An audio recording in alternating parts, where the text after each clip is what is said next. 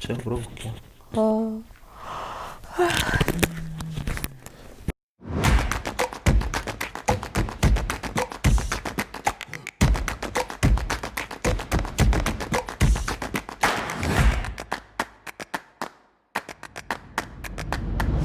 이제 지금 경기까지 어려운데 또 온다 계속. 근데 저는 이렇게 생각하고 싶어요. 중국과 미국이 점점 좋아지지 않는다.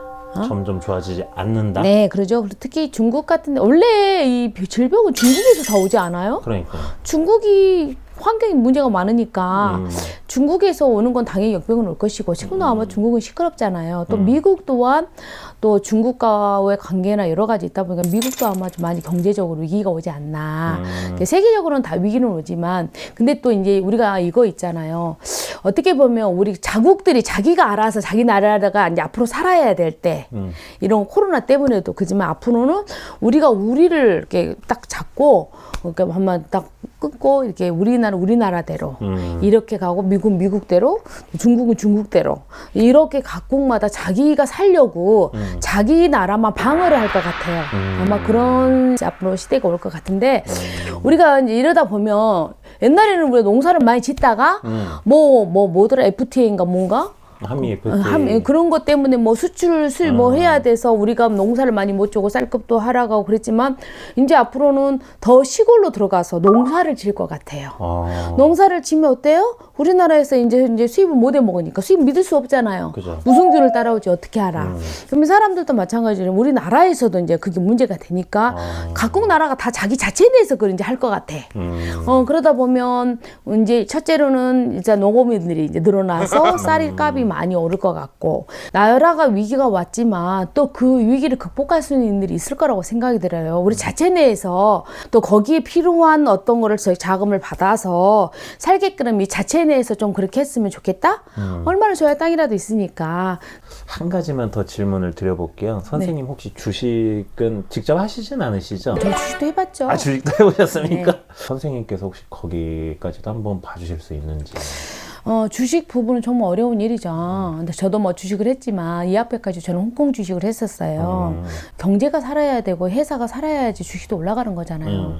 근데 우리 같은 경우는 큰 회사가 지금 무너지고 있는 상태잖아. 큰 회사가 무너지고 있는데 어떻게 주식이 오를 수가 있어? 어떻게 보면 이거 있잖아요. 주식이 계속 폭등하잖아요. 우리나라 삼성이나 뭐 이 큰 회사는요. 어떻게 외국한테 잡아먹는 거 똑같은 거야.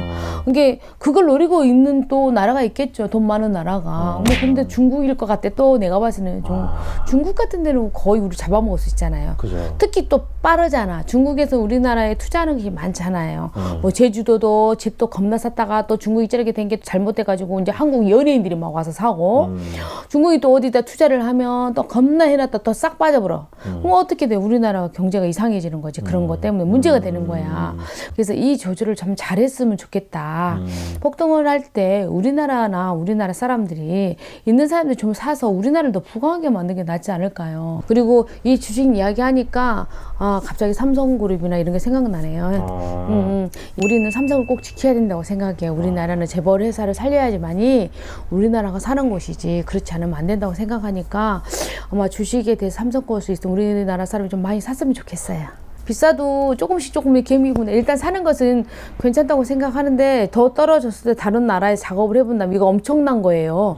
주식 장난 심하잖아요. 다른 나라에서 주도화해가지고 주식 때문에 그잖아요. 그 권력을 가져가면 안 되죠. 그죠. 네.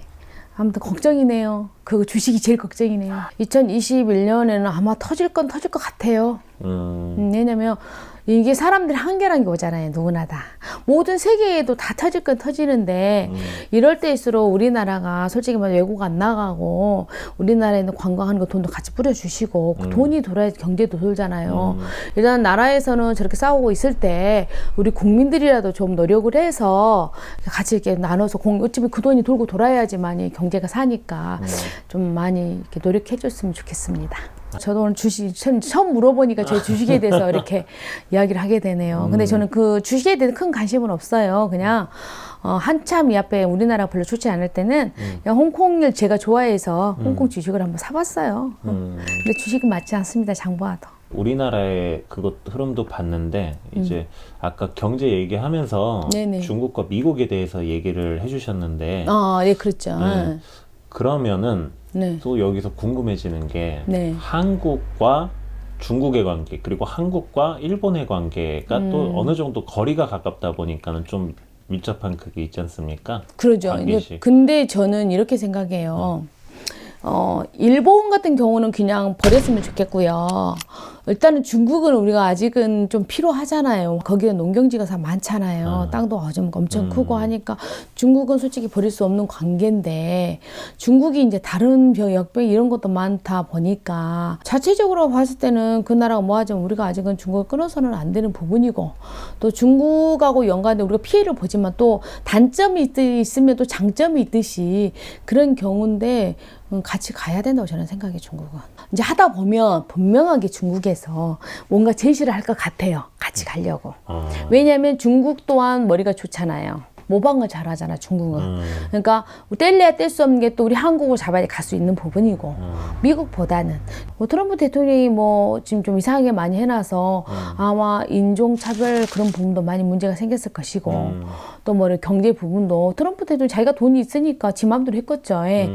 그 경제는 좀 살렸다고 볼 수는 있어. 예를 들어서 자기 나라 그때 트럼프 대통령이 자기 나라만 감쌌잖아. 그건 또 장점이라 저는 봐요. 단점이 아니라 이게 미국도 자기 나라를 살리는데 더 주력을 할 것 같아. 근데 분명하게 내가 영적으로 딱 보니까 중국에서 아마 우리나라 손을 잡고 새로운 거, 우리나라 사람들 머리가 좋잖아. 과학자들도 그렇고 아마 뭔가 새로운 걸 제시를 할 것 같아요. 오늘 좋은 말씀 감사합니다. 네, 아무튼 다 물어보셨어요? 일단 제 머릿속에서 궁금했던 거는 다 해결한 것 같아요. 아니, 피디님 뭐 이렇게 아는 것이 많아.